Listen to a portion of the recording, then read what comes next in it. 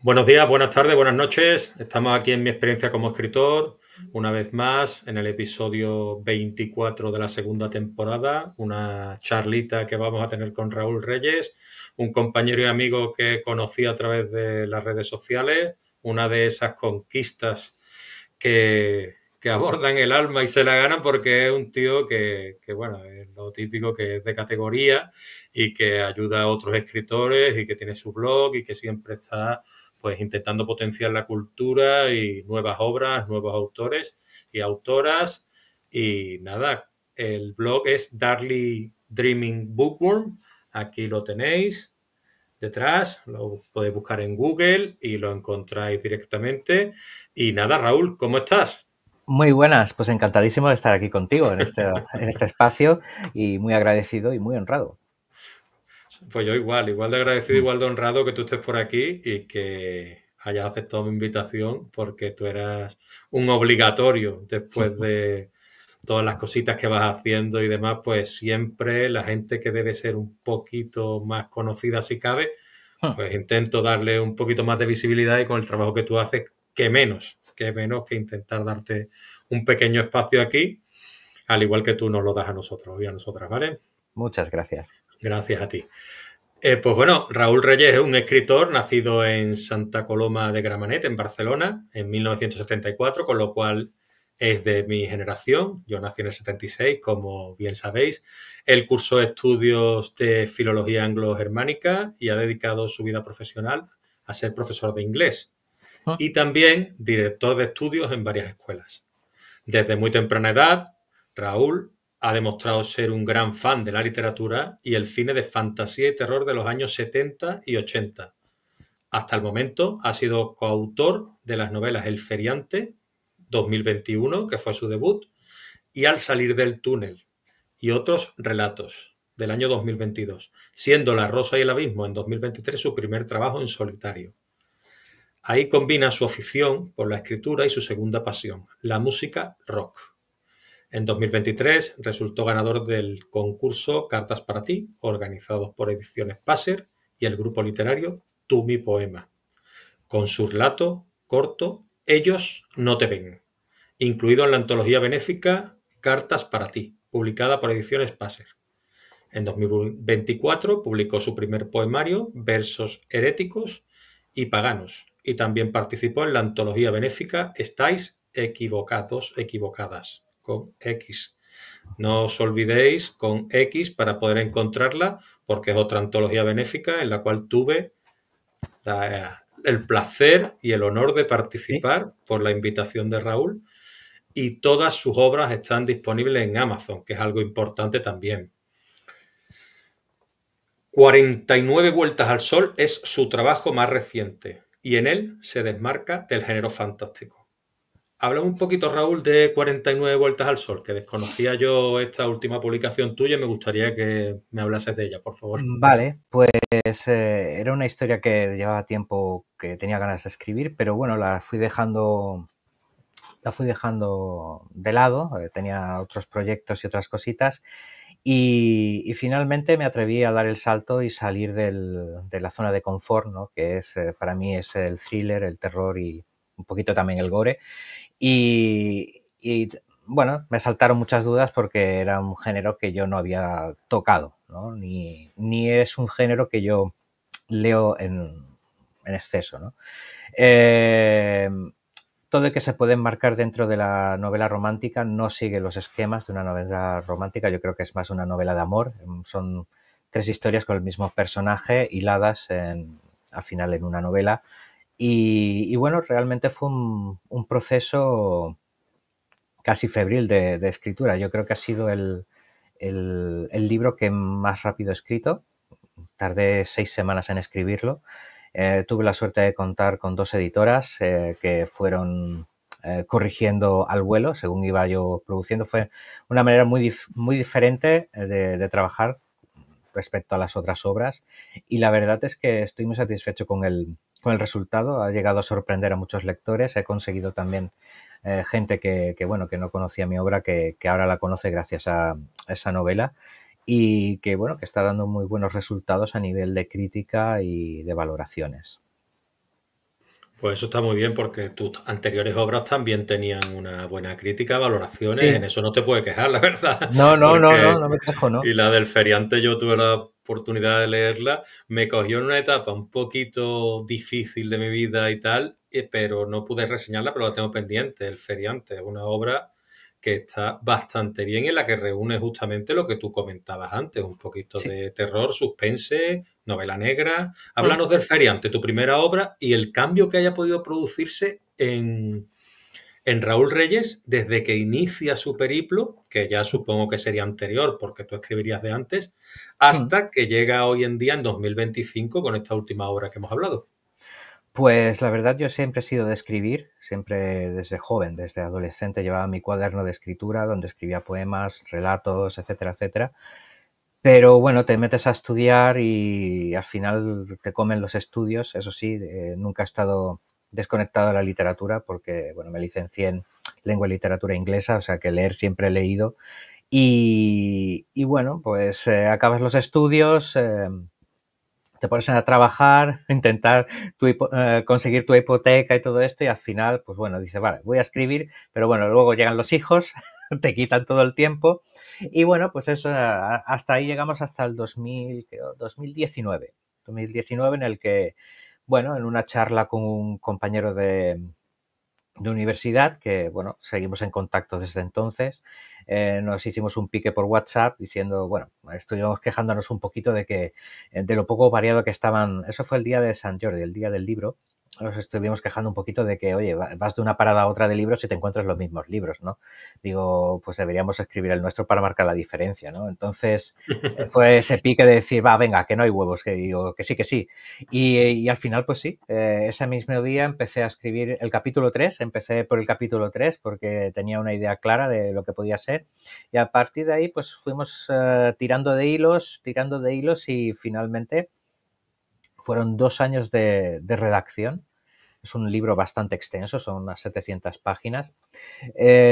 Mucha revisión, muchas dudas y muchos problemas que solventaran a nivel de trama, pero bueno, al final creo que salió un trabajo bastante decente, un thriller muy a la española, donde yo creo que está toda la esencia de todo lo que José Requena, el otro autor, mi amigo, y yo habíamos estado absorbiendo desde pequeños, ¿no? La novela negra, las películas de Kinkis, que también, bueno, salen ahí, son polis muy, muy de películas de Kinkis, y, y también la novela de terror de los años 70 y 80. Entonces, todo eso está influenciando a la hora de escribir y bueno, realmente fue un trayecto de 2 años muy divertido, con muchísimas ilusiones, hasta que llegó el momento de publicar, que decíamos, bueno, pues, ¿qué hacemos? ¿Probamos editoriales o probamos otro sistema? Entonces, conocí a una autora que era alumna mía y me comentó lo de la autopublicación en Amazon. Estuve investigando y dije, pues oye, después de 2 años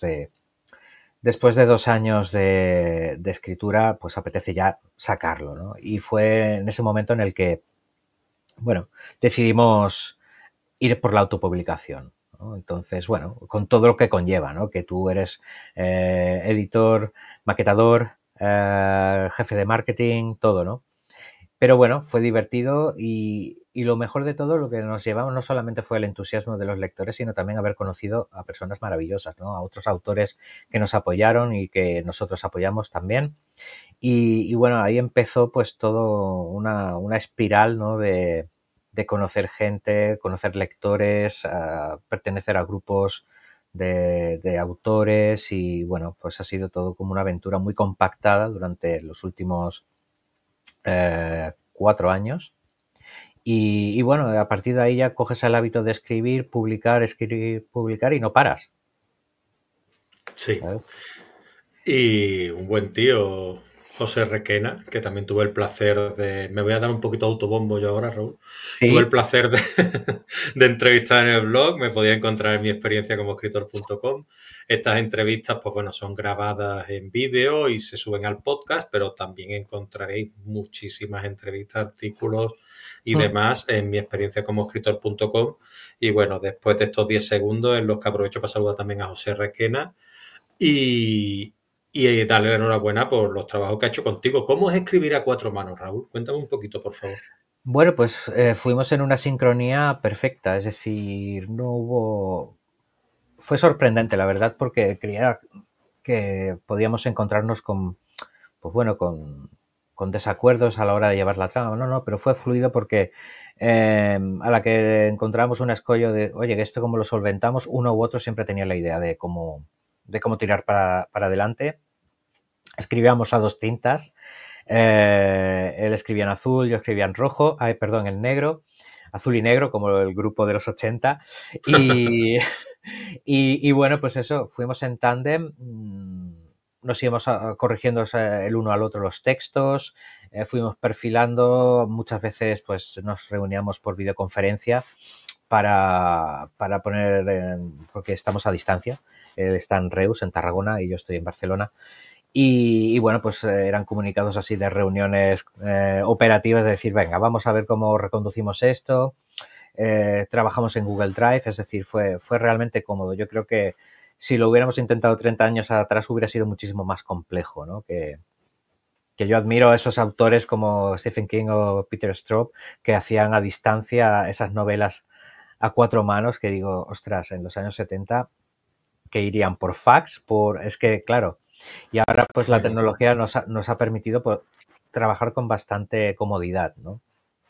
Y ha sido, yo creo que eso fueron 2 años de escritura intensísimos, pero la verdad es que recuerdo con cariño esos 2 años porque nos volvió a unir como amigos y, y la verdad es que bueno, súper satisfechos con el trabajo. Es una obra divertida, gamberra, pero a la vez muy intensa en momentos esenciales y bueno, estableció como el núcleo de un universo que hemos intentado expandir, que vamos expandiendo según qué obras, porque al final todo lo hemos entrelazado. O sea que sí, sí, fue genial, fue genial. Estupendo, estupendo. Tal y como lo cuentas, es súper hermoso también. Uh-huh.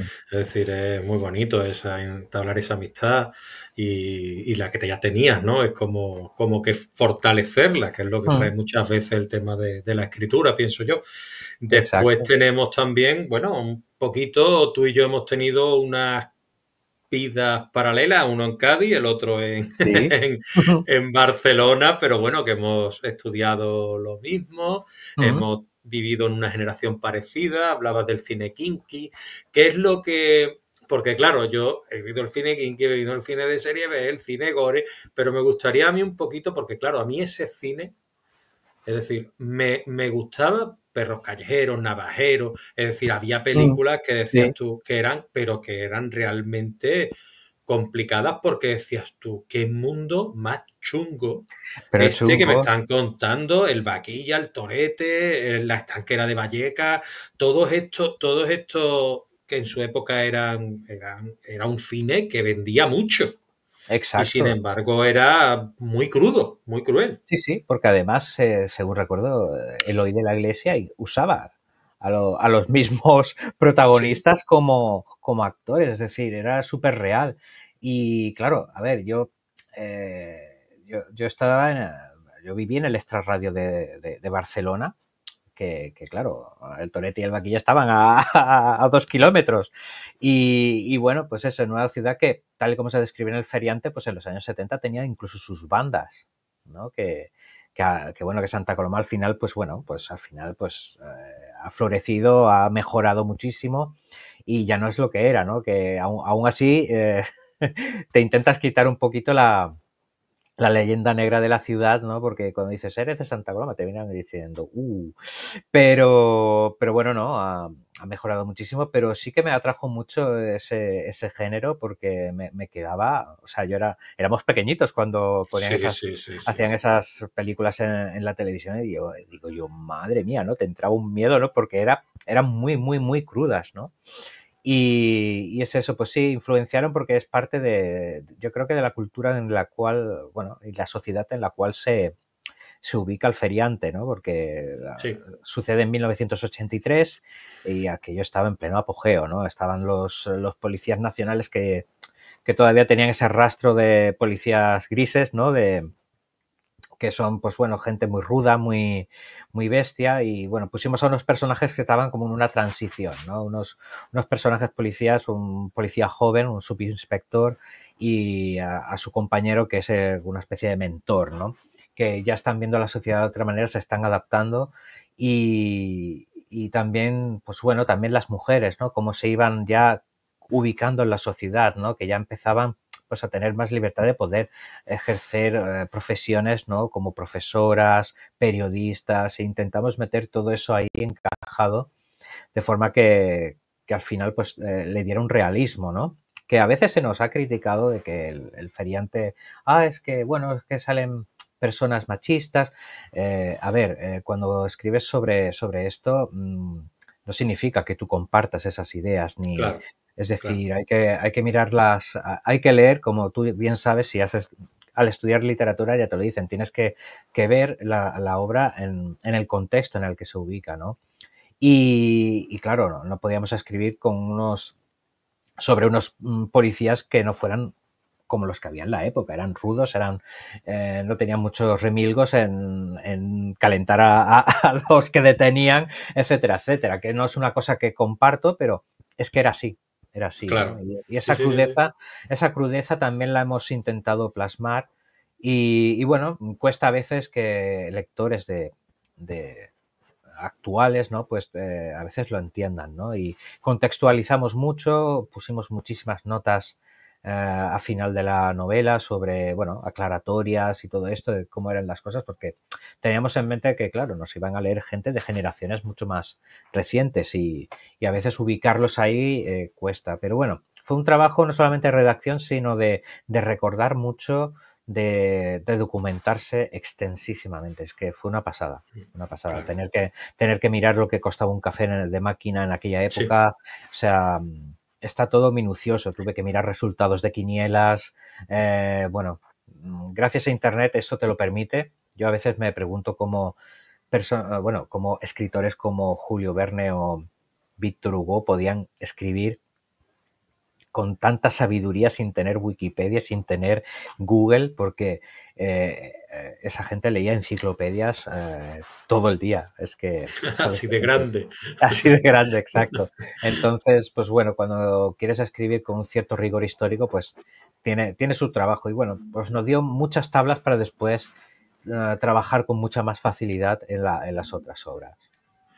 Muy bien. Yo ya te digo, yo es que soy muy poco partidario de esto, de esta nueva teoría o nueva práctica, de lo que es suavizar, Mm, endulzar la historia, porque yo soy particularmente partidario de que hay que mostrar esa historia para justamente exacto, poder percibir las nuevas generaciones y poder darse cuenta de cómo ocurrían las cosas antes. Es decir, yo exacto. no puedo poner una plantación del sur de Estados Unidos y no poner que trataban fatal a las personas de Claro. raza negra, porque no tiene sentido. Es decir, entonces, ¿qué hacemos ahí? Y yo creo que ahí, yo creo que se está cometiendo un error. Y Mm, eso de, es que en esto, es que son misóginos, que son machistas, es que lo eran. Es que por claro, es mucho que, que no queramos verlo, nuestros abuelos, nuestros padres, nuestros bisabuelos vivieron en una sociedad machista en la que la mujer prácticamente no tenía ni voz ni voto. De hecho, no tenía voto con nuestros abuelos. Es decir, y mi exacto. abuela en la dictadura, lo decía en la entrevista que le hicimos en Voces de Metrópoli en el capítulo 7 de la primera temporada, lo decía ella claramente, yo no he votado nunca, pero no porque no pudiera, sino, claro, es que con la represión que había habido, yo creo que es que no quería que la vieran votar. Exacto, exacto. Es que yo entiendo entiendo la mentalidad de ahora, pero claro, es que no puedes aplicar la óptica de ahora en una obra o ubicada en otro tiempo o que se escribió en otro tiempo. Y estamos teniendo realmente un problema de, pues eso, de apreciación de obras que Sí. dices, bueno, ya tenemos a Roald Dahl que ha sufrido recortes, Agatha Christie está también en línea y se está pensando también de lanzar, hacer un reboot de 007, de la obra de 007 para que no sea tan machista ni tan, o sea, bueno, no sé, son tiempos Yo es que eso no lo llego a comprender porque si no nunca aprenderemos de nosotros mismos. Es decir, exactos, es es que decir, es decir, es como quemar los libros, ¿no? Es decir, Vamos a ver, exacto. no se puede borrar nuestro pasado, hay que aprender de ese pasado, hay que aprender de la Exacto. historia. Yo no Mm, puedo blanquear el pasado ni la historia, porque al mm, final estoy haciéndole flaco favor a las generaciones exacto, futuras. Además, exacto. ¿en Es dónde se que, van a documentar? Lo que tú decías, es decir, lo bonito y lo bueno de nuestra generación, el Internet. Nuestra generación es que vivió a caballo entre lo que es marcar exacto. teléfono, uno o dos, como decían, creo que Mm. eran, ¿qué película era? No sé si en Arma Letal, no, en la otra, en la que salía Chris Rock, me parece, que salía uno, Sí, dos, es verdad. no me acuerdo, pero marcábamos el Sí, teléfono, claro, tú no se lo das a un chiquillo y empieza a jugar con el teléfono, pero no era sabes. una de Chris Rock con Anthony Hopkins, o creo que No sé sí. si era Jackie Chan o alguno O de Jackie estos, no Chan, sé, uno de estos, sí, sí. pero la cuestión es que salía haciendo eso y era muy gracioso, porque es que era Mm, verdad y toda nuestra mm, generación ha vivido entre el teléfono antiguo y ahora los móviles con cámaras de fotos, etcétera, etcétera, y nos hemos tenido que ir adaptando a eso. Bueno, pues esas modernidades nos han permitido que el que quiera ser, entre comillas, lo vale, porque hay gente que no tiene los medios, y eso, pues bueno, pero mm. el que hoy en día vive como nosotros y tal, y no quiera leerse un libro, o no quiera culturizarse, o no quiera, es porque no le da la gana. Porque si tú Exacto. quieres Mm, leer sobre lo que te gusta y sobre lo que realmente quieres documentarte, y tú, es que casi te puedes convertir en un erudito de alguna materia sin haber estudiado y ser claro. un referente en esa materia. Mm, La divulgación no es algo que se haya, es algo que ha venido muy dada de todo este tipo de cuestiones, que a mí me parece fantástico que la gente mm, estudie lo que le apetece, porque antes también nos veíamos obligados a estudiar en muchos casos la carrera o lo que fuera, que es que como mi padre era abogado, como mi tío era policía, o yo tengo que ser policía, o como mi abuelo era médico, pues yo tengo que ser médico, ¿no? Y estaba un poquito mm, obligado a seguir esa senda. Hoy en día no, hoy en día incluso tú puedes tener muy claro con 14 años ponerte a leer lo que a ti te apetezca. exacto.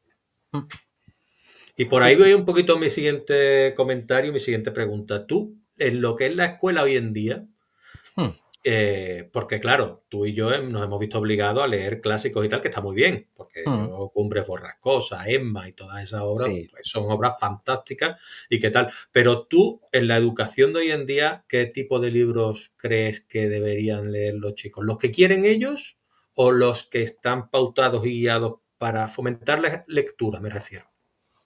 Yo creo que no está mal que conozcan los clásicos. Mm, lo que pasa es que les falta madurez para poder entender según qué textos, ¿no?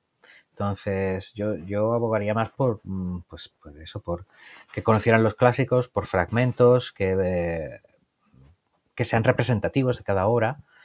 Y ahora tienen la gran suerte de que la literatura juvenil es fantástica, es decir, hay títulos que ya me hubiera gustado a mí que en nuestra época los tuviéramos, porque eran muy limitados. Yo pienso que al final, bueno, pues de preadolescente leía Alfred Hitchcock y los tres investigadores, los cinco, lo que había de la editorial Molino, Agatha Christie, pero yo al final, claro, yo a los 12, 13, 12 años ya me cansé y empecé a leer Stephen King, claro.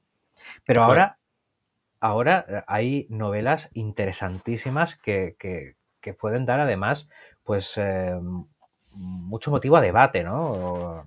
Novela distópica, donde hay, pues, yo qué sé, hasta desde la serie Divergente o Los Juegos del Hambre. Yo creo que son novelas que además incitan mucho a leer, animan a leer a la juventud y creo que además tienen unos temas muy interesantes para abordar en un debate de clase.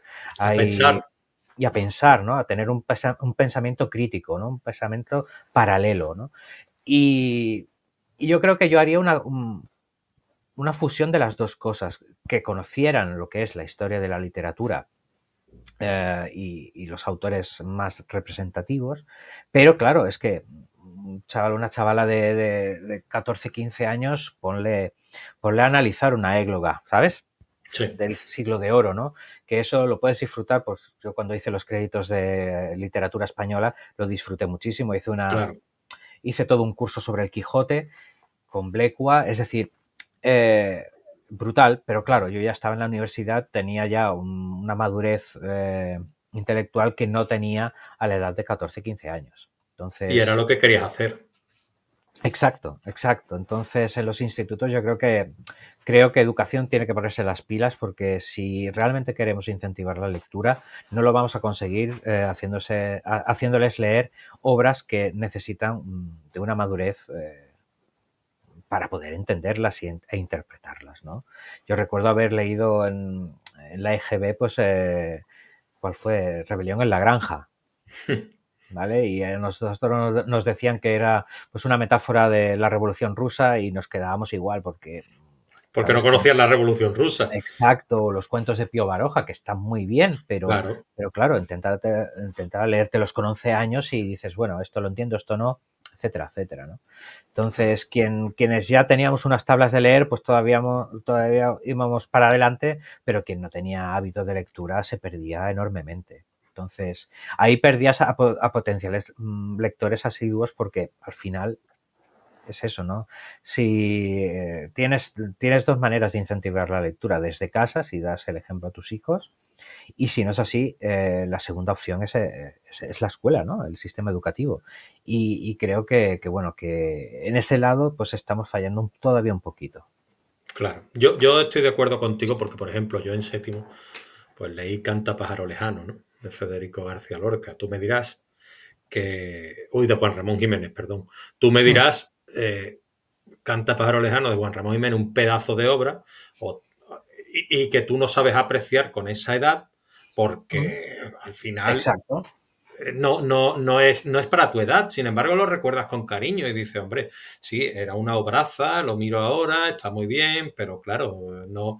Valle Inclán ya era otra cosa, o Mm, Bueno Vallejo, ya, mm, ya eso eran otro tipo de autores, ¿no? Y después, pues en el instituto ya, cuando te hacían leer nada de Carmen Laforet, pues te acercabas a ciertas obras modernas que a ti te decían algo más que lo que mm, te decían las otras obras como pudieran estudiarse, pero quizás no mm. adentrarte tanto como un curso dedicado al Quijote, porque en realidad dices tú, vamos a ver, vamos a leer ciertos capítulos, Exacto. analizamos la obra y hacemos un tal, pero nos leemos, pues no sé, pues hoy en día, pues Canción de Hielo y Fuego, yo qué sé, ¿sabes? Cualquier Exacto. obra de estas que a ti te llame realmente la atención, que tú digas, vamos a Mm, ver, qué obras votemos o tal o cual, y que los chavales se sientan participativos y que digan, bueno, pues una obra que a nosotros nos llame la atención porque se está llevando a cabo, ¿no? Pero exacto. bueno, esa es mi opinión. Ahora sí Mm, que quiero que me hables un poquito otra vez de tu obra, Al mm. salir del túnel y otros relatos. Háblame cómo Vale. se fragua y qué es Mm. lo que tú tratas en esta obra.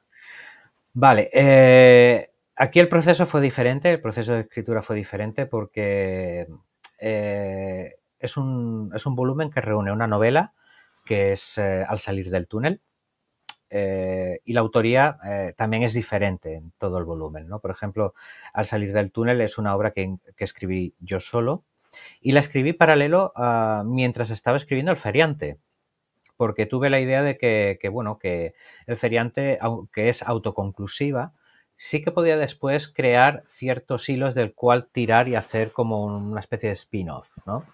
Y empecé a darle vueltas a una idea con uno de los personajes, Olaya Segura, y finalmente salió una novela. Entonces dije, ostras, pues ¿por qué no ir sacando hilos, ¿no? E ir desarrollando, bueno, historias que tienen como base el feriante, ¿no?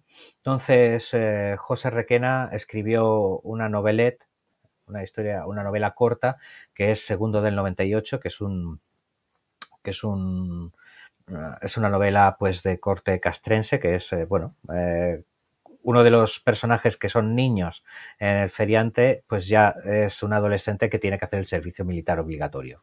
Y ahí pues pasan cositas, ¿no? En plan sobrenatural. Y después hay ya un par de relatos cortos, uno escrito entre José Requena y yo, que se llama Balas, Fuego, Sangre y Venganza, que bueno, es una novela de acción, 100%, es una historia de acción con uno de los personajes del feriante, 8 años después. Y después está Manada, que es un relato corto que cierra el volumen que escribí yo. Ujú. Y esta pues toma dos personajes del feriante, pero ya en el año 2021. o 2019, algo así. Sí. Y es eso, es una especie de continuación spin-off del Feriante. Fue un trabajo totalmente diferente porque no fue 100% a cuatro manos, pero bueno, fueron 4 historias y es como decimos en la introducción, ¿no? Digamos que el Feriante es una casa enorme con muchas ventanas y después de cada ventana vas viendo otras historias que salen de esa casa, ¿no? Y ese fue el concepto de hacer ese volumen. Eh, Realmente fue muchísimo más complejo en el sentido de que yo tenía muchas dudas de que, bueno, teníamos la efervescencia del feriante y cuando empiezas a escribir más sobre el tema siempre te asaltan las dudas de si será realmente bueno, si no.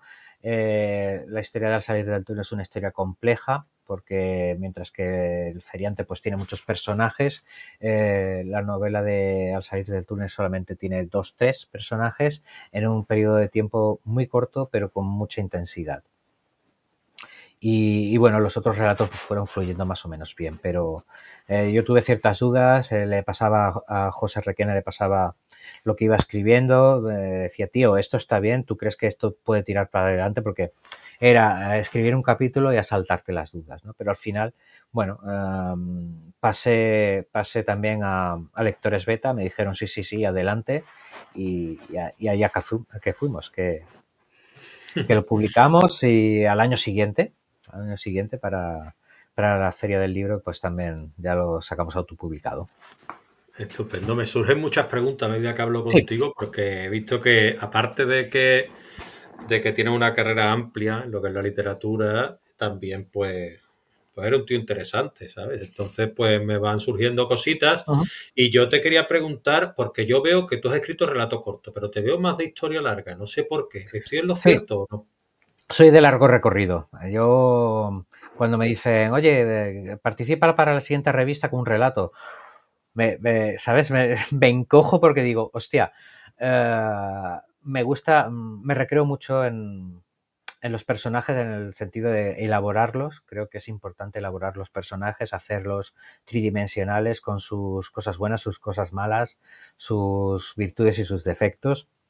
Y sí, sí, sí, la verdad es que soy de largo recorrido, ¿eh? A mí los relatos me cuestan, me cuestan. De hecho, bueno, voy escribiendo relatos porque me los van pidiendo para una revista digital de Ediciones Passer que sale, ahora me parece que va a salir el siguiente volumen en la web de Ediciones Passer, pero básicamente escribo relatos a demanda porque realmente digo, hostia, es que esto después en una historia queda espectacular, en una historia más extendida y más trabajada. Y muchas veces veo de eso, ¿no? Del relato corto, digo, qué bueno hubiera sido este relato en una novela, ¿no? Cuando lo leo de otro autor, digo, ostras, se podría desarrollar, ¿no? Pero sí, yo admiro mucho, sobre todo, a los autores también de novela corta, como recientemente leí de Miguel Ángel Lafoz, Microrrelatos, está autopublicado, está en Amazon y me pareció fascinante, un volumen de microrrelatos que dices, ostras, qué maestría, ¿no? Saber condensar en 2, 3 páginas un relato con su introducción, desarrollo y conclusión, ¿no? Que yo creo que realmente es una cosa que valoro mucho, ¿no? En un escritor, que, o sea, es capaz de mantenerme en vilo en 2 o 3 páginas, es alucinante, ¿no? Pero sí, sí, soy más de largo recorrido, mientras que como lector prefiero obras tirando a corto, ¿no? 300, 400. A mí coger un volumen... Yo al principio, mira, una de las dudas que tenía del feriante era si la gente iba a ser capaz de leerse 700 páginas. Porque yo sería el primero que digo, uy, tiene que ser muy bueno y con muy poca paja por medio para meterme en ello. Y realmente, si realmente el libro logra engancharte durante 700 páginas, está bien escrito. Hay obras que sí que valoro mucho, que son largas. Stephen King es muy de largo recorrido también. Pero sí que siempre en una novela como It, que tiene 1200, hay momentos duros que hice. Incluso en la novela que tiene de 23 del 11 del 63, que es para mí una de mis favoritas, hay una cuestión de 50 páginas que se me hicieron difíciles, ¿no? Siempre hay un momentito que te corta un poco el rollo, ¿no? Pero bueno, al final dices, bueno, si la historia engancha, tiro para adelante. Pero sí que soy un poquito reticente cuando me dicen 600, 700 páginas y A uy. mí me pasa también más veces porque quizá, a ver, es lo que tú dices, puede haber mucha paja dentro y la venta Exacto, sea al peso y no tanto a la calidad, ¿me entiendes? exacto. Entonces digo, bueno, yo Me ha pasado con algunas obras, incluso reputadas, por ejemplo, Mm. a mí lo que es la del... ¿Cómo se llamaba la de esta chica?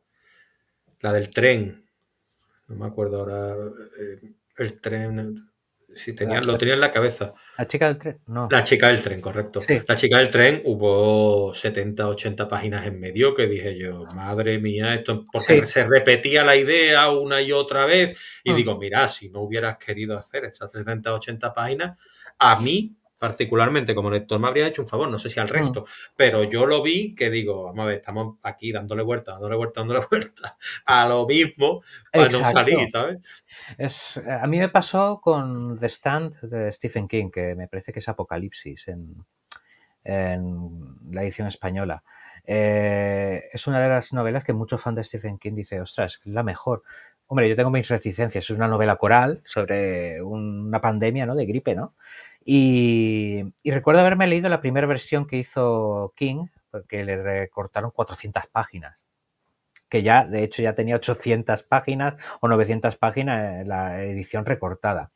Me la leí de adolescente, me gustó, se me hizo larga porque vi que había mucha paja para un final tan sencillo, ¿no? Y recientemente, hace 2, 3 años, me leí la versión extendida que él ya había recuperado todo lo que el editor le había recortado. Y me quedé muy frío porque dices, bueno, tal como él avisa en el prólogo, no pasan más cosas, sino que hay más información, hay más cositas, pero realmente la trama sigue siendo la misma. Y al final, al acabarlo, que fue durísimo, porque claro, al final el manuscrito quedaba en 1500 páginas, un volumen enorme. Y dije, pues la verdad, con esas 400 me hubiera quedado igual, Sí, que se lo podía haber ahorrado me Stephen lo King. podría haber ahorrado, ¿no? Pero bueno, a veces el autor es reticente, ¿no? A hacer esos recortes Sí, sí, y sí, sí, sí. Pero ahí va entonces un su poquito el obra, ¿no? ego, ¿no? Sí, ¿no?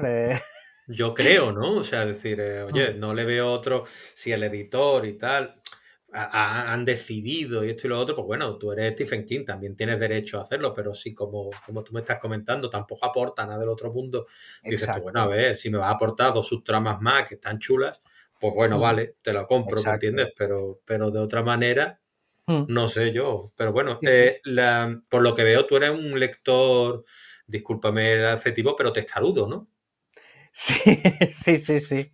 Que te tiene que acabar la obra, ¿no? Eh, últimamente no tanto, ¿eh? Ah, Últimamente si encuentro una... Yo ya después, tengo más de 50 años, yo ya prefiero dedicar el tiempo a una obra que me aporte que te algo, llene ¿no? de verdad. Exacto. Entonces sí que ahora he empezado a apartar novelas que no puedo pasar. Que no puedo pasar de las 100 páginas, digo, no puedo. Si tengo bloqueo de lector, prefiero pasar a otra cosa. Muy bien, Pero sí, antes sí las acababa.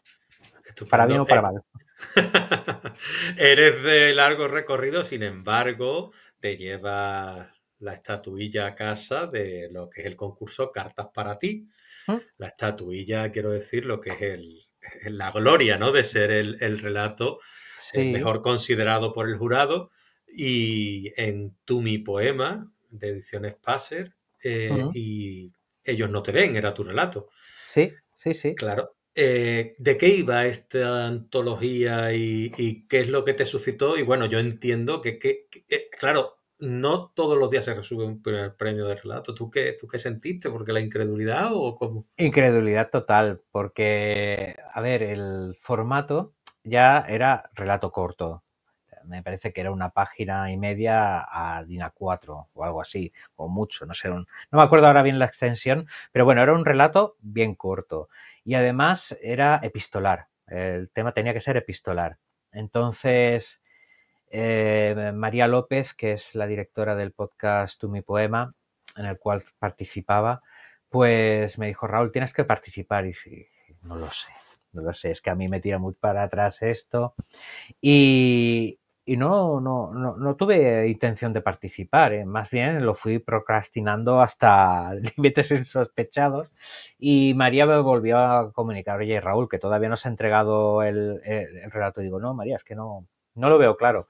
Pero al final, mira, 3 días antes o 4 días antes de cerrar el término, digo, va, venga, me pongo. Me puse, hice un relato de corte paranormal, que digo, veremos a ver, porque claro, también el género, no me salí de mi zona de confort y a veces el género paranormal como que no gusta a todo el mundo, ¿no?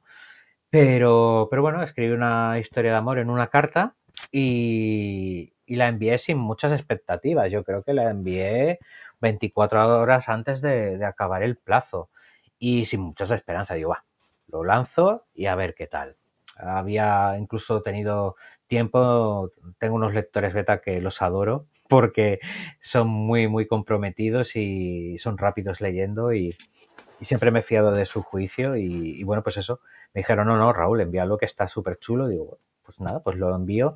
¿Y cuál fue mi sorpresa cuando recibí el aviso de que había sido el ganador? Digo, ostras, pues fue una Qué bien. sorpresa total porque digo, a ver, digamos que no envié lo primero que se me ocurrió, pero claro, ya dices, ya no tienes tanto tiempo para pensarte las cosas, sino que fui un poquito al vuelo y bueno, pues eso, mira, me salió bien la jugada y agradezco mucho a Ana Villamor, que es la directora de Ediciones Passer, que bueno, es una bellísima persona y me hizo el regalo también de, no solamente del premio, pues eso de darme su copia con su marca páginas, todo muy bien. Además, Ediciones Passer es una editorial que es muy cuidadosa con la presentación y los envíos de los libros, los envían siempre muy bien envueltos y bueno, con un toque personalizado que mola mucho. Qué guay, qué guay. Pues eso es lo que yo quería que tú me transmitieras, esa emoción que me has transmitido y esa felicidad. Te doy la enhorabuena porque no Gracias. todos los días se apuesta ¿No? por el riesgo y se gana, porque es complicado. Y tú apostaste lo normal, en cartas para ti te sugiere una carta amorosa, una carta tal, y tú apostaste por lo sobrenatural y tío, pues triunfaste, ya está. Sí, sí. Para que veas las cosas como son. Sí. Y nada, yo te quería preguntar también un poquito que no se nos pase la rosa y el abismo. Tu primer trabajo en solitario. ¿Cómo va esa rosa y ese abismo? ¿Y qué nos cuentas en esa historia? Pues la intención era hacer una historia, un thriller sobrenatural, pero ya más de corte adolescente, ¿no? Intentaba pues que tanto la temática como los personajes y el enfoque pudiera abarcar a otro tipo, bueno, a otro público, ¿no? A los adolescentes. Y bueno, pues tiene esa inocencia, ese toque de inocencia y esa, bueno, el tratamiento de esa adolescencia que se va a tornar en la época adulta, porque trata de un grupo de chicos de instituto que en el último curso, en segundo de bachillerato, deciden formar una banda de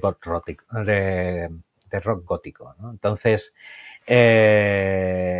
está muy entusiasmado con ese proyecto. De hecho, la novela es una ópera rock porque hay varios personajes y hay canciones que escribí para la novela. Las canciones de la banda salen sus letras también por medio y bueno, trata un poco de la evolución de la banda, pero aparte de eso, Elena, que es la protagonista en primera persona, que es la narradora en primera persona, pues empieza a tener una serie de sueños premonitorios que además contagia a todos los chicos de la banda. Y es, bueno, trata un poquito el tema sobrenatural de los sueños premonitorios compartidos, ¿no? Como pasaron en comunidades como West Point en Estados Unidos, etcétera, etcétera, ¿no?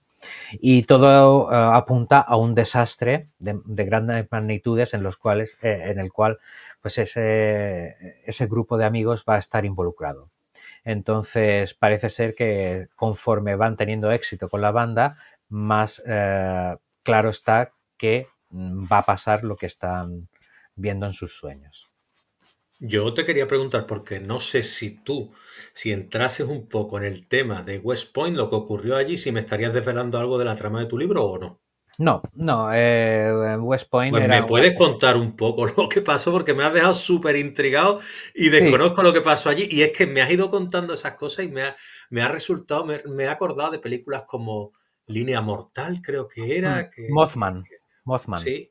Es decir, estas películas Sí. que tal, y quiero que me hables un poquito esto de West Point, porque me Sí, has dejado. estuve para la trama estuve documentándome, tengo una enciclopedia de fenómenos paranormales, es en plan científico, todo de artículos relacionados con hechos pues, paranormales, ¿no? Y me intrigó el tema de los sueños premonitorios colectivos, ¿no?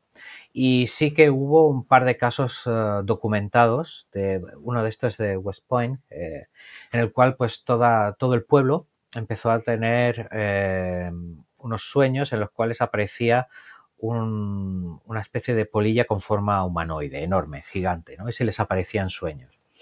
Y esas pesadillas se iban haciendo más frecuentes y más compartidas conforme avanzaban los días y parecía que todo apuntaba a que algo horrible iba a pasar en el pueblo. Y al final, pues lo que pasó fue que hubo una especie de atasco en la entrada del pueblo, todos los coches estaban circulando y todos los que estaban sobre el puente que cruza el río, se desplomó el puente, murieron muchísimas personas y, y esa fue la tragedia de West Point, que después incluso tienen un museo sobre el Mothman, el hombre polilla, y se hizo la película con Richard Gere también hace años ya, no sé si fue en los 90, cosas así. También hubo también un caso en una población de Irlanda en la cual pues los niños estaban soñando que se desprendía la cantera que hay de unas minas y todo esto, pues al final también sucedió, ¿no? Entonces, eh, me pareció una idea fenomenal poder mezclar el tema musical con la trayectoria de estos chicos y además que se vieran involucrados en un caso de alerta en un sitio que todavía desconocen, porque van viendo el sitio en los sueños, van viendo qué está pasando, cómo la gente entra en un estado psicótico y atacan a otras personas y bueno, pues eso, al final lo que parece una novela de adolescentes se convierte en algo un poco más crudo. Sí. Cuando tú ya mezclas lo adolescente con lo adulto y lo Hmm. mezclas de una manera, como estás diciendo tú, profunda, al final te sale una novela de corte adulto en el cual los adolescentes son los protagonistas. Sí, sí, es una novela que podrían leer los adolescentes, no, la crudeza está un poquito pues limitada. Yo creo que al final creo que insinuar es muchísimo más Sí, efectivo que no ser explícito y pero además abarca también el género el público adulto. perfecto. Lo que sí me gustaría es que tú, amante de la música, me has dicho que tiene mucho tema con el rock, le pusieras, eligieras entre toda la discografía que tienes en la cabeza un disco, un título y una banda de rock para colocársela a La Rosa y el Abismo. Decididamente la banda que estuve escuchando durante la creación de la novela fue Within Temptation, es una banda holandesa de rock gótico y The Unforgiven es el álbum que estuve escuchando para inspirarme muchísimo, no solamente en las letras, sino también en la atmósfera, ¿no? Y en lo que hacen Perfecto. los chicos. Y ahora quiero que me pongas, por favor, una cosita un poquito más personal, una banda sonora a tu vida. Una banda sonora de mi vida. Yo creo que una de mis bandas favoritas es Anathema, que es una banda de Liverpool, y creo que tienen canciones que hablan de toda mi vida, ¿no? Y es una banda con la cual pues me identifico muchísimo. Pues yo creo que cualquier álbum, o el Falling Deeper de Anathema, Sí, yo creo que Alternative 4 también es un álbum que puede ser parte de mi banda sonora. Qué bien, qué bien. Pues Perfecto, me dejas saciado en ese punto también. Y te quería preguntar estáis equivocados, ¿cómo surge esa idea? ¿Con qué autores contactáis? ¿Cómo lo hacéis? ¿Cómo se monta esta antología benéfica? ¿A quién está dedicada? Porque estas cosas de lo benéfico y tal, a mí me gusta mucho tratarlo y que no se me escape, por favor. Y háblame de ello, por favor. Bueno, pues esto surgió por un montón de coincidencias. Surgió sobre todo por el feriante, porque mediante el feriante conocí en las redes sociales a muchísimos autores, tú entre ellos, Sí. y conocí a dos con los cuales tengo mucha afinidad y estoy en contacto siempre, ¿no? Una es Desiree Romay, Ujú, que es autora de la novela Cuerpos Rotos, ujú. y bueno, pues también tenemos a Carl Redgar, que es autor de varias novelas, ¿no? Entre ellos eh, tenía los años que... Uy, tiene un nombre, espera, voy a mirarlo porque Sí, sí, el míralo, título... porque yo para los hombres, en los nombres ya me ha visto, soy un auténtico desastre, ¿entiendes? Entonces dilo bien, Sí, por favor. los años que olvidas, el fuego lo devora todo. Vale.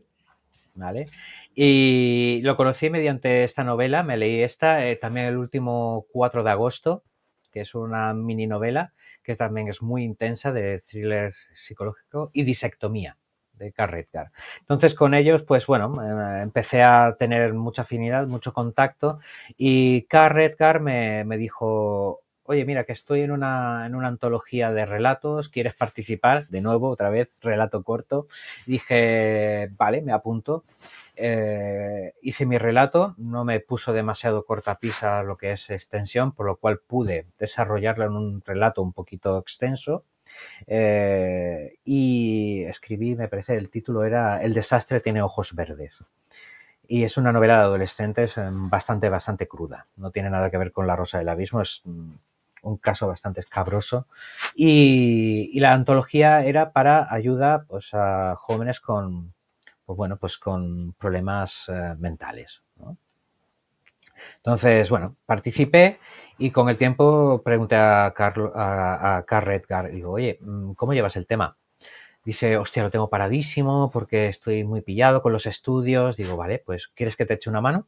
Y entre Desiree, Carl Redgar y yo, pues al final pudimos llevar el proyecto adelante, contactando, pues él se dedicaba a contactar con los autores que ya habían participado y nosotros, tanto Desiree como yo, pues estuvimos ayudándole también a contactar con otros y pues ofrecerles si querían participar, y también estuvimos involucrados en la edición, en la corrección y en todo lo que era pues preparar los relatos para después podértelos dar a ti Sí. que contribuiste con tu trabajo de maquetación y bueno, pues al final entre lo que se convirtió en un proyecto personal de Carl Redgar, al final pues nos dijo, no, vosotros dos sois parte del proyecto ya porque me estáis apoyando muchísimo y nada, pues eso, pues al final fue un poquito difícil contactar con según qué autores para que corrigieran cosas y porque también nos sorprendió, ¿no? La actitud de algunos que al final dijeron me retiro, ¿no? Porque decías, oye, arréglalo un poquito, ¿no? Pero bueno, al final la cosa se queda un poquito desleída y al final hubo gente que se retiró, hubo gente que participó, grandes autores como Félix Morales o Ángel Barrios también estuvieron, José Requena también participó, es decir, bueno, al final se Sí, la apuntó lista, gente. yo leí la obra y esto, vamos, esto estaba bastante bien, ¿eh? Y la lista de autores y autoras, bueno. Sí. Al final salió un libro bastante competente y, bueno, con vistas a que una vez ya tengamos nuestros compromisos ligados, sacar algún otro proyecto del mismo tipo, ¿no? Conseguimos también contactar esto fue cosa de Desiree, con una asociación de allí de Sevilla que se llama Acercando Realidades, que se dedicaba a esto, a la ayuda de adolescentes y bueno, pues con ellos al final hicimos el pacto de ceder todos los beneficios hasta el día de hoy todavía y en adelante de todo lo que se recaude de ese libro pues iba a esta asociación que nos pareció pues bueno, una causa justa y creo que los jóvenes necesitan ese apoyo, ¿no? También. Desde luego. Y bueno, yo ya me he dado el autobombo de hoy, pero te toca a ti darte el autobombo de hoy. ¿Cómo nace Darkly Dreaming Bookworm? Porque ahí en ese pedazo de blog tú te lo curras tela del telón, nada más que la estética ya es muy chula y después ya ves tú que tienes reseñas, tienes pues, un poquito de todo, artículos, a tus Un poquito de obras, todo. Mm, entrevistas. Es mm. decir, esto es fenomenal, hay que un poquito fomentarlo. Cuéntame, ¿cómo nace? Pues al principio nació como una página únicamente de reseñas, porque yo llevo un club de lectura desde, bueno, estoy metido en club de lectura desde 2004, cosas así. Llevo ya 20 años y bueno, al final con la escuela pues llevo un club de lectura en inglés y empecé pues haciendo las reseñas de los libros que me leía para el club de lectura, ¿no? Y de esa manera pues lo compartía con los participantes, ¿no? Y después lo dejé durante un tiempo y lo volví a retomar y al final fui poniendo más cositas. Cuando ya empecé con lo del feriante a conocer autores, y digo, ostras, pues estaría guay usarlo para poder, pues bueno, promocionar a otros autores. De hecho, poco me promociono yo mí mismo allí. La verdad es que no pongo gran cosa de mis No, obras, sino nos lo, promocionamos nosotros poco porque es también lo bonito, ¿no? Promocionar los sí, demás. ¿no? Al final, lo que haces tú hacen por ti también, ¿no? Y al final es una mano lava la otra y yo creo que debería funcionar así, ¿no? Los autopublicados, la mejor fuerza que tenemos son los colegas. Es Sí, decir, entonces, recomendándonos unos a otros, haciéndonos conocer unos a otros. Tu blog es espectacular, es que te bueno, pones a ver gracias, la lista de todo lo que hay y dices, gracias. madre mía, el mío se queda pequeñito. Y al final, pues bueno, con sistemas de cuestionarios online y todo esto, conseguí pues contactar con autores, poder entrevistarlos, meterlos ahí, compartirlo, las entrevistas en redes sociales. Y el escritor y guionista Fran Palacios me sugirió la estética nueva que tiene ahora el blog. Me dio esa ilustración tan bonita que tiene de portada y dije, ostras, es verdad, es preciosa. Digo, pues vamos allá. Y le puse un nuevo fondo. Me dijo, excelente, Raúl, adelante. Y pues eso, pues muchísimas gracias, Fran. Eres un crack. Y, y nada, pues eso, pues sí, es una cosa que intento mantener poquito a poco, pero ya te digo, entre trabajo, familia, escribir, a veces no te da la vida, ¿no? Para poder hacer más, ¿no? Yo, de hecho, te admiro porque digo, madre mía, qué pedazo de blog tiene Leonardo, la de trabajo que hay detrás, porque solamente quien lo hace sabe el trabajo que hay detrás. Sí, bueno, a ver, a veces tú ya sabes que flaqueamos, a veces hay que Mm, descansar, a veces hay que hacer ciertas cosas. Es lo mm, que te hablaba de esta época del verano pasado, que estaba yo un poquito, que necesitaba mm, un descanso en mi vida para pensar, para mm, coger impulso. Ahora he vuelto con incluso cosas grabadas, o sea, como entrevistas grabadas, podcast y demás, mm, y necesitaba quitarme y sacudirme de muchas inseguridades y muchas cosas que he ganado gracias también a la reflexión, a la soledad mm, y a estar tranquilo. Es decir, mm, alejarme un poquito del ruido, seguir haciendo cosas, pero muy poquito, muy poquito. Y al final querer saber también yo lo que quería llegar.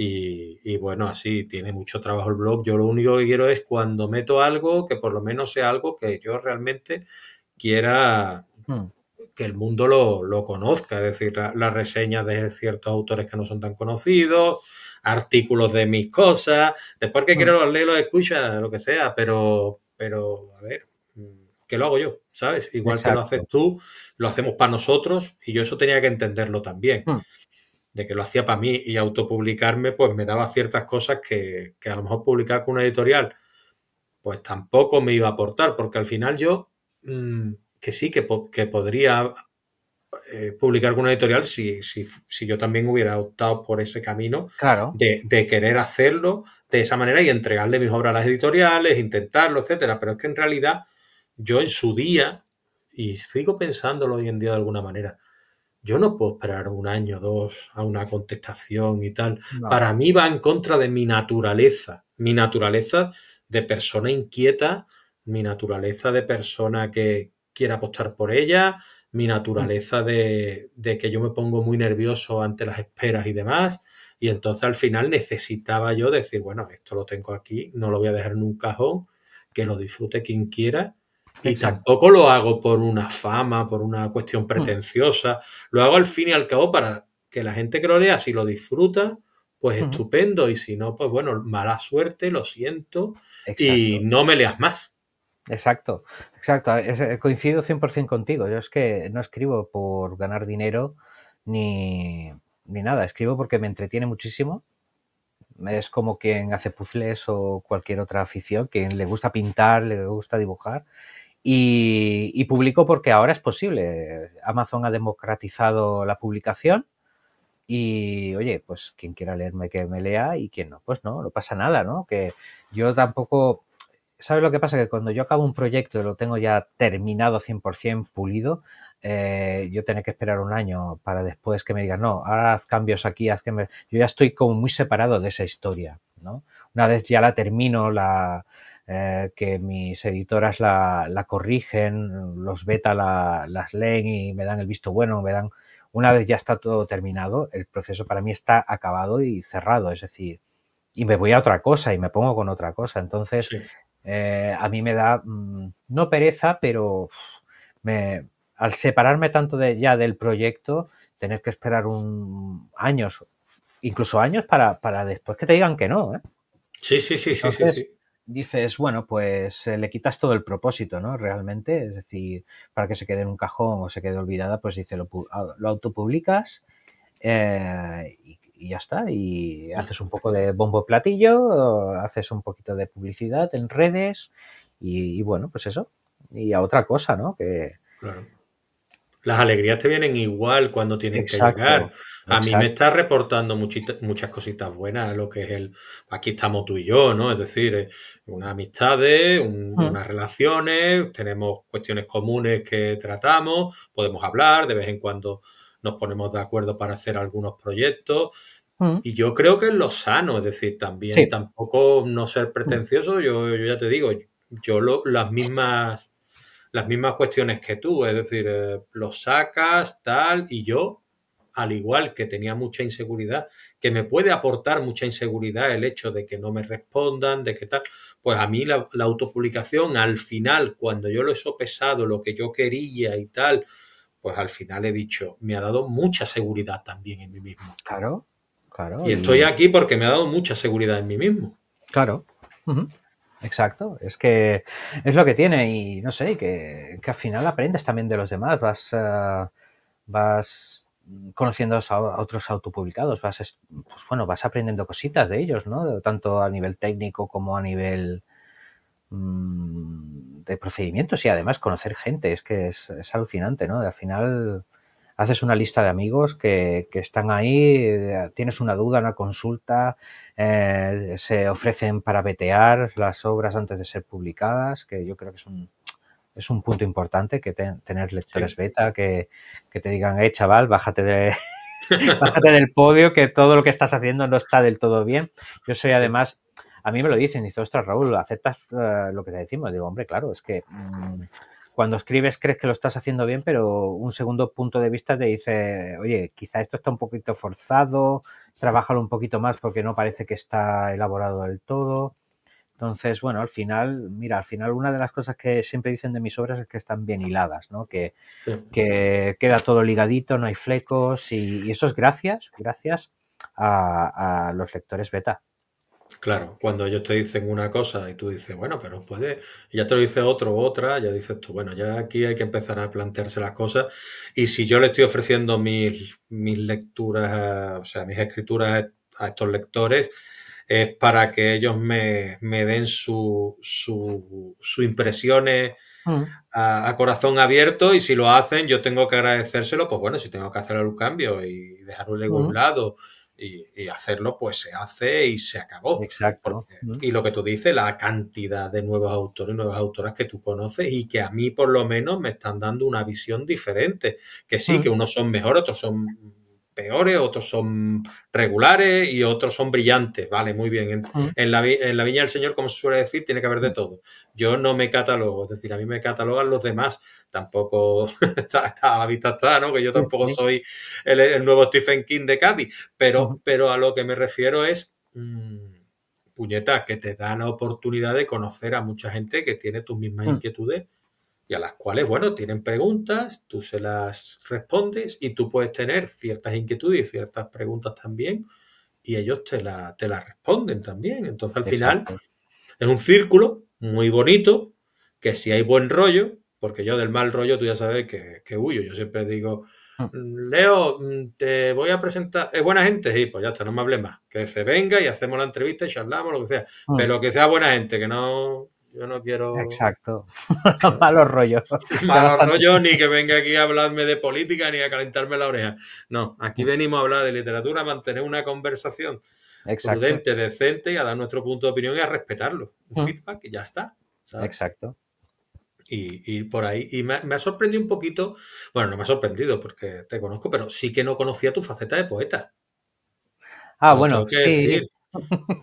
Ese vehículo, ¿de dónde surge? Pero hace años, ¿no? Porque mucha gente empezamos como poemas, ¿no? Como poetas. Sí, yo comencé sobre todo en el instituto y en la universidad escribía poemas. Sí. En la universidad además los hacía en inglés para practicar un poquito.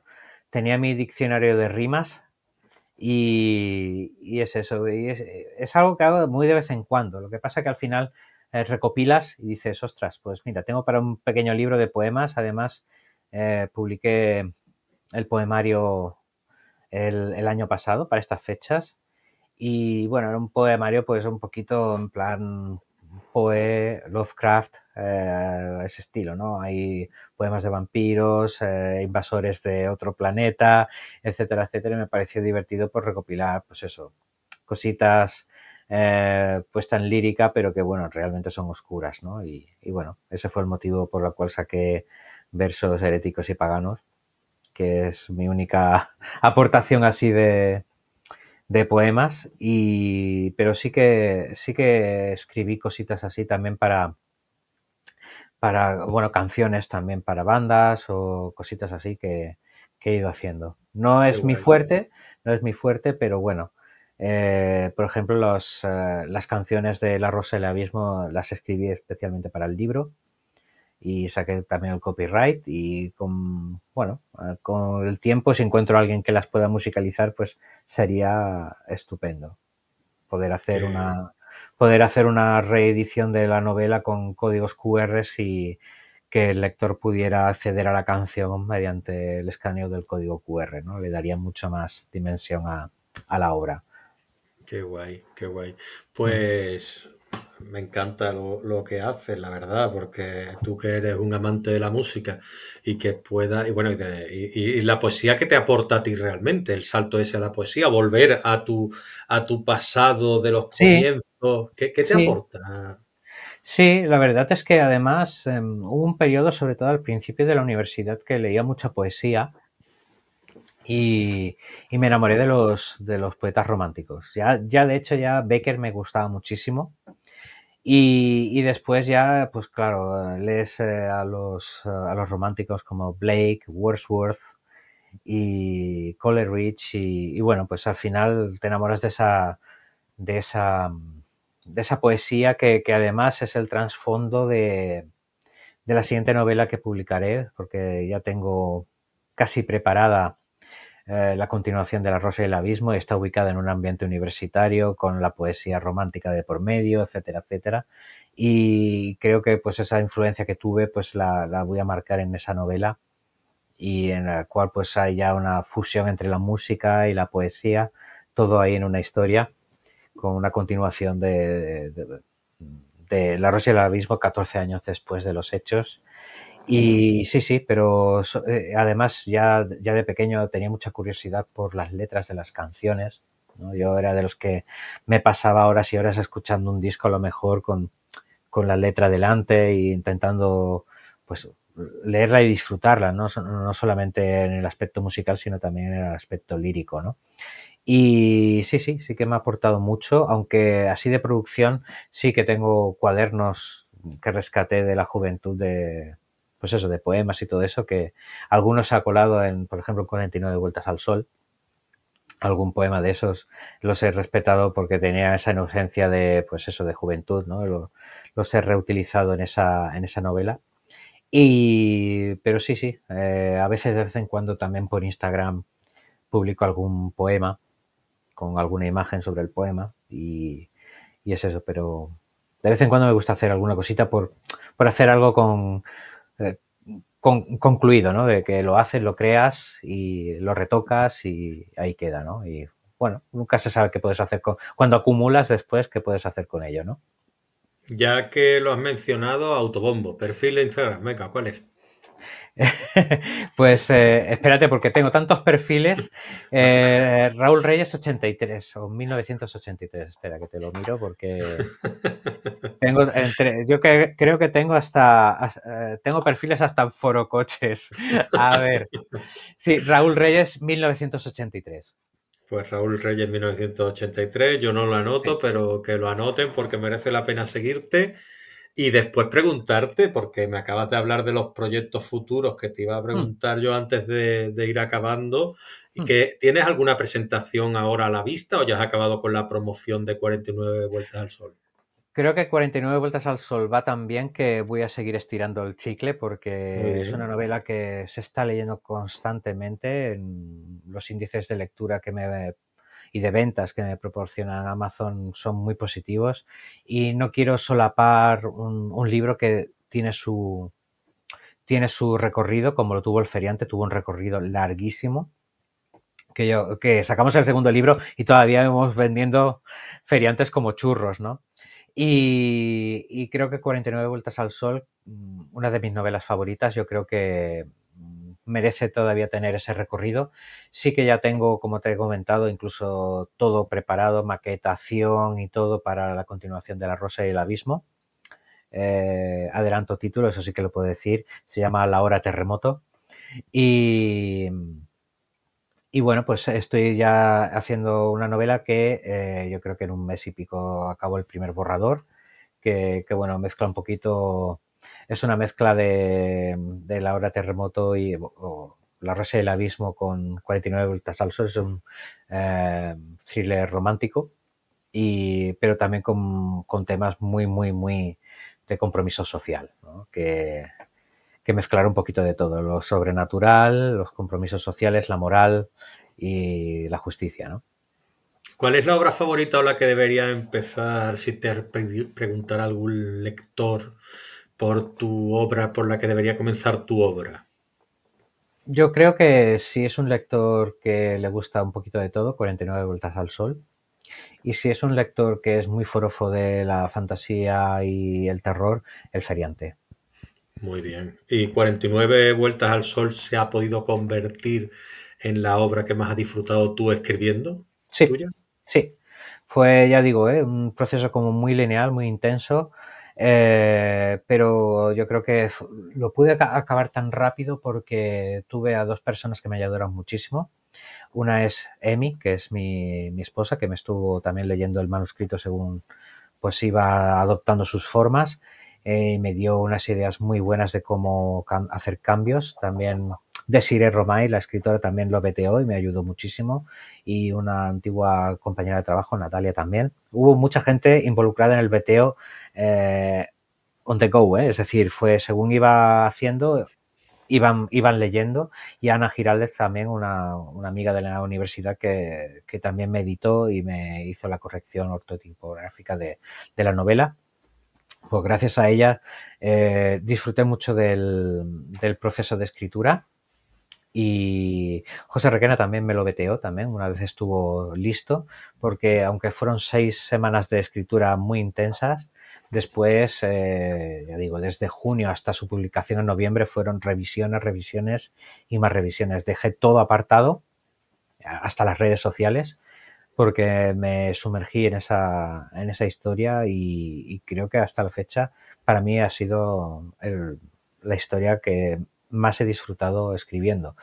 creo que al final salí de mi zona de confort y conseguí hacer de ella también mi zona de confort. No sé si volveré a escribir una novela a ese estilo. Yo creo que son de esas cosas que dices, bueno, la fórmula la he podido hacer, está gustando muchísimo, la gente se ha emocionado mucho al leerla. Es una, yo creo que más que una novela romántica es una novela emotiva, ¿no? De sentimientos de crecimiento humano y además toca unos temas muy universales que en las cuales pues no conozco lector que se la haya leído que no se haya identificado con lo que sucede.